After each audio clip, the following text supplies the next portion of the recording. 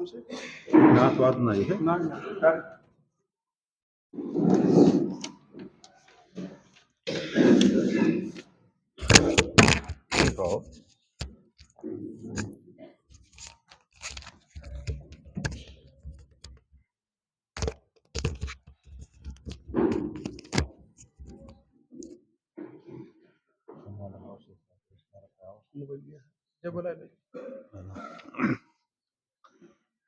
الحمد لله رب العالمين والصلاة والسلام على خير خلقه محمد وعلى آله وأصحابه أجمعين أما بعد.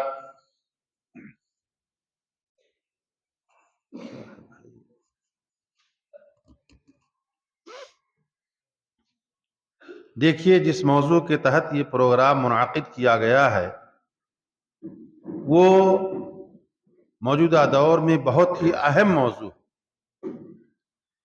کیونکہ جتنی بھی دنیا میں اس وقت جماعتیں ہیں، جتنے بھی گروہ ہیں، جتنی بھی تنظیمیں ہیں، جماعت اسلامی، جمعیت علماء ہند، تحریک اسلامی اور نامعلوم کتنی جماعتیں جو ہندوستان میں ہیں، سب کے سب قرآن اور سنت کی دعوے دار، یعنی سب کا کہنا یہ ہے کہ ہم قرآن اور سنت کی طرف لوگوں کی دعوت دیتے ہیں.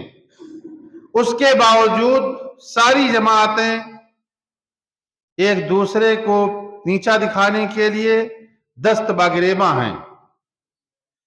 ایسے ماحول میں اس بات کی سخت ضرورت تھی کہ آپ کے سامنے بتایا جائے کہ منہج سلف کیا ہے، سلفی منہج کی خصوصیات کیا ہیں، اس کے صفات کیا ہیں. ان تقسیمات کی مین وجہ یہ ہے کہ لوگوں نے قرآن اور سنت کا دعویٰ تو کیا، لیکن قرآن اور سنت کو جس طریقے سے سمجھنا چاہیے اس طریقے سے سمجھنے میں کوتاہی کیا.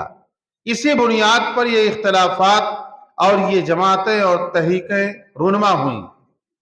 میں تمہید کے طور پر آپ کے سامنے یہ بتاؤں گا کہ منہج سلف کیا ہے، یعنی منہج کی تشریح اور سلف کی تشریح آپ کے سامنے کی جائے گی، اور آپ کے لیے اس کا سمجھنا بہت ہی ضروری ہے، کیونکہ آپ جب مدرسے سے فارغ ہو کر نکلو گے تو میدان میں آپ کو بہت ساری تحریکات سے سابقہ پڑے گا.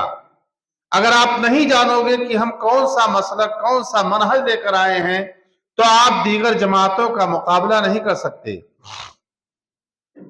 منہج یا نہج یا منہاج، یہ تینوں چیزیں ایک ہی ہیں.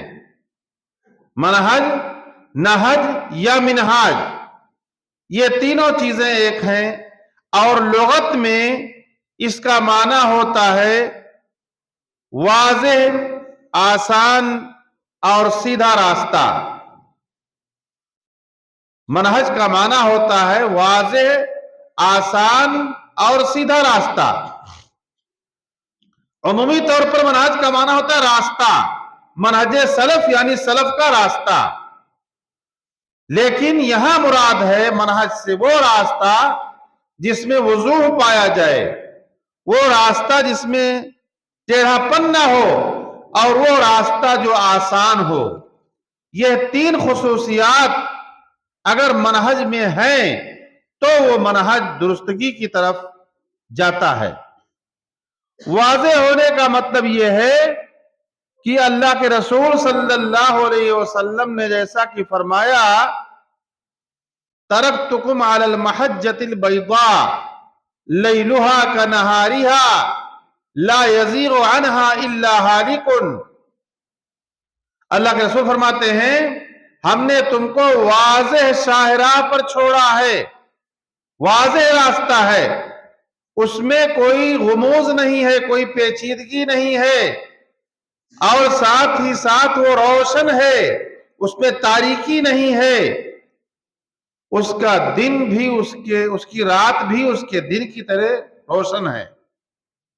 یہ ہوتا ہے نہج یا منہاج یا منہج کا معنی. اللہ کے نبی صلی اللہ علیہ وسلم کے اقوال اس سلسلے میں بہت سارے ہیں. لیکن قرآن میں لفظ نہج یا منہاج کا تذکرہ کم آیا ہے. صرف ایک جگہ ہے جو مترادف ہے منہاج کا. اللہ تبارک و تعالیٰ نے قرآن میں کہا وَلِكُلٍّ جَعَلْنَا مِنْكُمْ شِرْعَةً وَمِنْهَاجًا، تم میں سے ہر ایک کے لیے ہم نے طریقہ کار اور راستہ متعین کیا.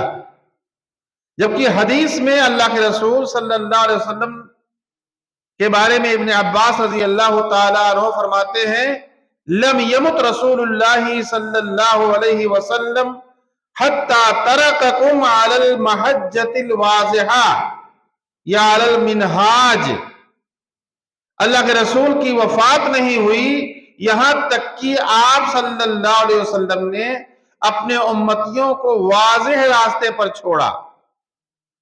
تو گویا منہاج یا منہج یا نہج اس راستے کو کہتے ہیں جو تین صفات کا حامل ہو، یعنی وہ راستہ سیدھا ہو، وہ راستہ واضح ہو، اور وہ راستہ آسان ہو. واضح کے معنی میں نے بتا دیا، اور سیدھا کے بارے میں اللہ نے قرآن میں فرمایا وَأَنَّ هَذَا صِرَاطِي مُسْتَقِيمًا فَاتَّبِعُوهُ وَلَا تَتَّبِعُوا السُّبُلَ فَتَفَرَّقَ بِكُمْ عَنْ سَبِيلِهِ. یہ میرا سیدھا راستہ ہے، اسلام کا راستہ، نبی کا راستہ، اللہ کا راستہ، سیدھا راستہ ہے. تو مختصر لفظوں میں آپ یہ سمجھیے کہ منہج یا منہاج یا نہج اس راستے کو کہتے ہیں جو راستہ بالکل واضح ہو اور راستہ آسان ہو اور وہ راستہ سیدھا ہو.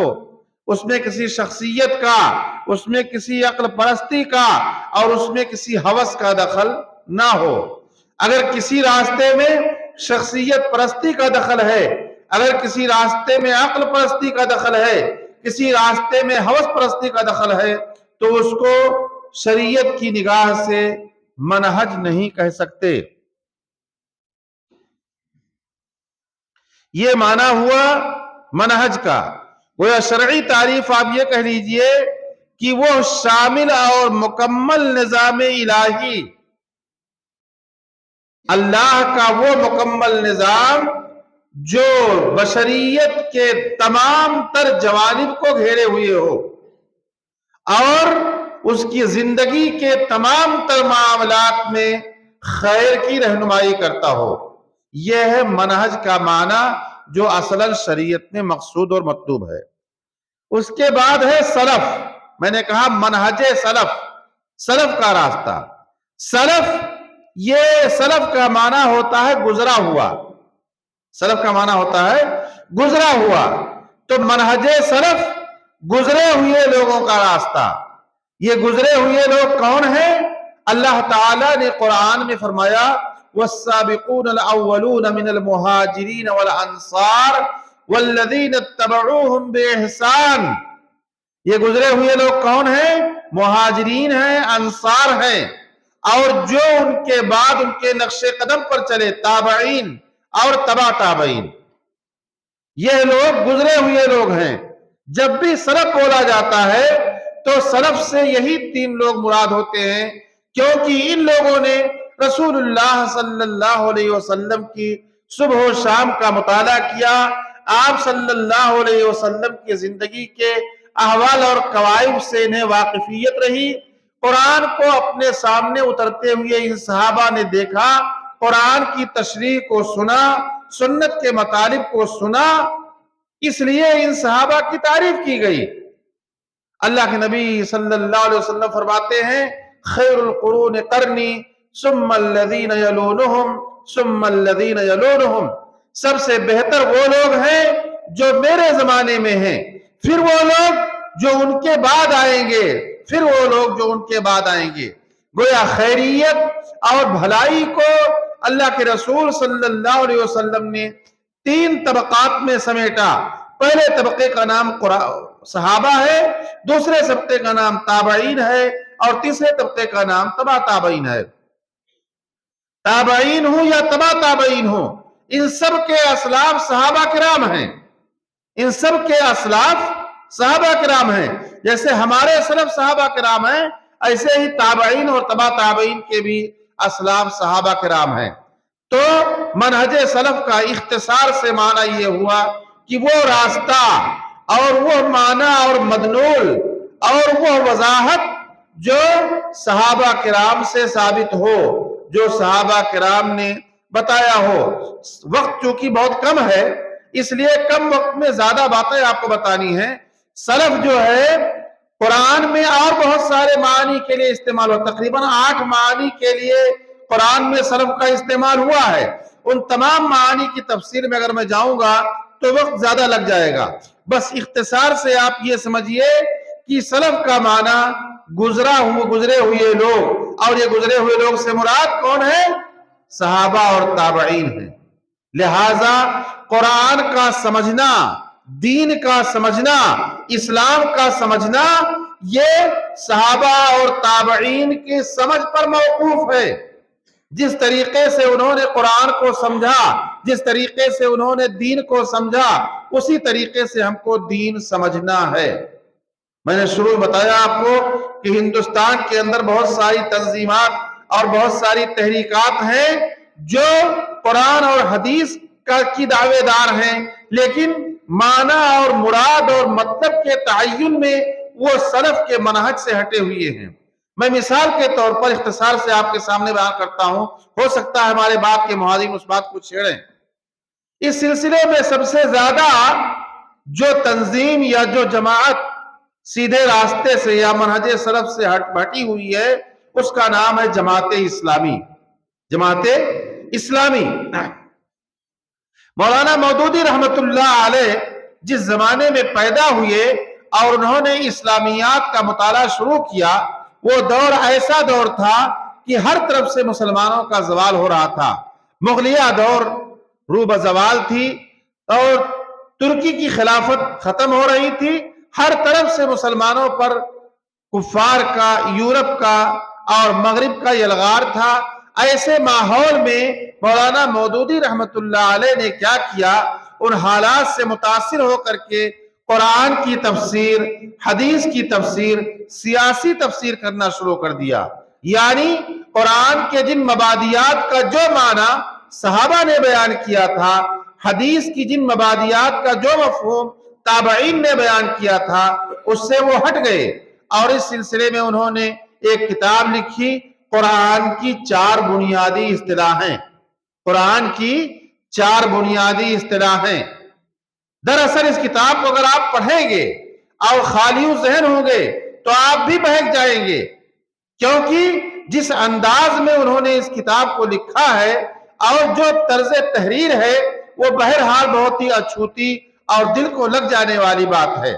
لیکن اگر سلف کے منہج سے اس کا موازنہ کیا جائے تو ان 4 اصطلاحات کی جو تشریح کیا ہے وہ شریعت کے مفہوم سے یکسر مختلف ہے۔